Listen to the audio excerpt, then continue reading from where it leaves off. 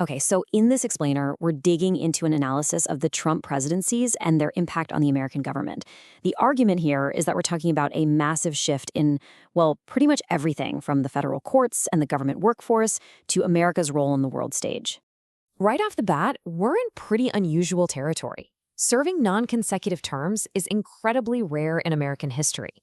Just to put that in perspective, it's only happened one other time, with Grover Cleveland way back in the 19th century. But here's the thing, the analysis we're looking at says this is way more than just a political comeback. It's arguing this represents a fundamental change in how the nation is actually governed, in the very structure of power itself. So to really get a handle on this argument, we've got to go back to the beginning. Right, so to understand the political movement, the analysis says you first have to understand the brand. And this wasn't something that just happened overnight. It was a long game, a decades-long process of building a public identity that eventually morphed into a political one. It's like you can literally watch the brand being built step by step. The big real estate deals in the 70s and 80s, they weren't just about buildings, they were about creating this persona of a master dealmaker. Then when reality TV exploded in the 2000s, that same persona got beamed into millions of living rooms every week, becoming something so much bigger than just a business brand. And this is maybe the perfect example of that media power. According to the analysis, this simple two-word catchphrase was unbelievably effective. It just drilled this image into the public's mind, a decisive, no-nonsense leader who gets things done. It basically created a political platform that completely sidestepped the traditional way of doing things. Okay, so now let's jump into the first term and see how that brand actually turns into policy. The analysis we're pulling from calls this the initial shock to the system. So the 2016 campaign, it really broke the mold for traditional Republican politics. It ditched a lot of the standard conservative talking points and instead went all in on economic nationalism. It was all about a crisis America narrative aimed squarely at the forgotten man, voters who felt completely left behind by globalization. But here's where things get really interesting. This whole approach wasn't just about policies that could be easily undone. The idea was to make a lasting change by reshaping an entire branch of government, the judiciary. And the sheer number of judicial appointments was absolutely central to that strategy. And I mean, the sheer scale of this was massive. By the end of that first term, these new judges made up over a quarter of the entire federal judiciary. We're talking about a systematic effort that remolded the courts at every single level, from your local district court all the way up to the Supreme Court. And that's the real takeaway here, right? It's all about the long-term, structural change. Creating that 6-3 conservative majority on the Supreme Court, plus all those lower court picks, was about locking in what's called an originalist judicial philosophy for decades. Basically, the idea that laws should be interpreted based on the original intent of the Constitution's authors. The source argues this is going to influence American law for a generation, no matter who's president.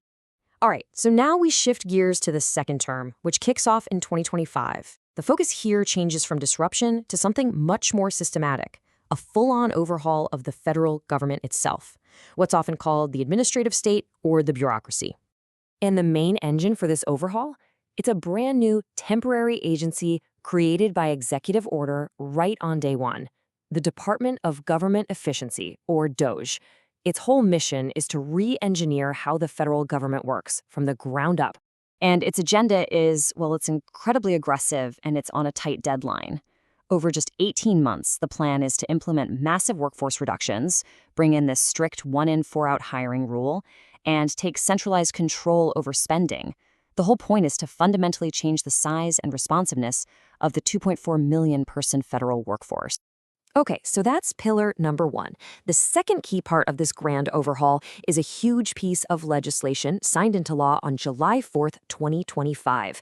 And it's called the One Big Beautiful Bill Act. And it's designed to reform the tax code and the social safety net at the exact same time.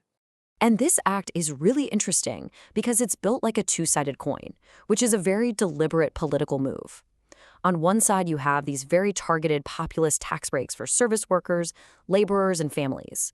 But on the other side, to pay for an estimated $4.5 trillion in tax cuts, the act makes over $1 trillion in cuts to social programs like SNAP and Medicaid.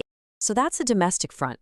But at the same time, the second term focuses on a huge realignment of America's place in the world.